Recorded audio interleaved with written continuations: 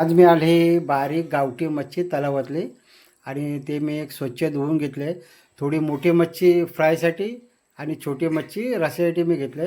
त्याला मी आता तिखट मसाला मिरची लावून त्याच्यामध्ये आगळ टाकून मॅरिनेट करून घेतलं आहे. मी आता हे सर्व दोन्ही मच्छी पण मॅरिनेट चांगले करणार आहे आणि एक मच्छी फ्राय करणार आहे आणि दुसरी मच्छीचा मी रस्सा बनवणार आहे. म्हणजे एकदम तरीवाला रस्सा असे मी बनवणार आहे. आणि आता ही चांगले मी मॅरिनेट करून घेणार आहे, म्हणजे चांगली त्याच्यामध्ये मुरायला पाहिजे मच्छी. मग त्याची टेस्टिंग पण जरा चांगली लागते आणि एकदम चविष्ट लागते आपल्याला खायला. अशी मॅरिनेट केली बारीक मच्छी खूप छान आहे. आणि आता आता एक आपण पातेले घेणार आहे आणि त्या पातेल्यामध्ये आता एक तेल टाकलं मी. थोडं तेलामध्ये कढीपत्ता टाकला याच्यामध्ये, चांगला तडतडतो आहे. त्याच्यानंतर आता आपण घेणार आहे त्याच्यामध्ये कांदा. एकदम साधेली सिंपल रेसिपी. कांदा टाकल्याच्यानंतर आम्ही त्याच्यामध्ये टाकणार आहे टॉमॅटो वगैरे त्याच्यामध्ये आपण फिरवणार आहे. टॉमॅटो टाकायचे थोड्याच्यामध्ये, थोडा कांदा लालसर झाला पाहिजे थोडासा. टॉमॅटो टाकला आहे. टॉमॅटो टाकल्याच्यानंतर थोडं त्याला फिरवून घ्यायचं आपल्याला चांगलं. कढीपत्ता टॉमॅटो आणि हे सगळं मिक्स करायचं आहे.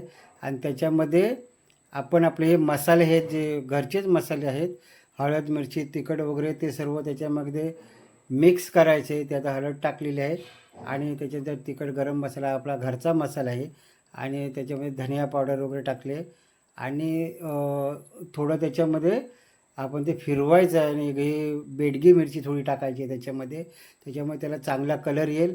आणि थोडं चांगलं ते फिरवून घ्यायचं व्यवस्थित आणि थोडंसं त्याला तेल सुटू द्यायचं आहे आणि व्यवस्थित त्याला चांगलं फिरायचं आहे. आणि त्याच्यानंतर थोडंसं आपण त्याच्यामध्ये पाणी ॲड करायचं आहे, म्हणजे ते थोडं चांगलं त्याचा रस्सा बनेल, गिरेवी बनेल. थोडंसं पाणी ॲड करून त्याला फिरवायचं चांगलं.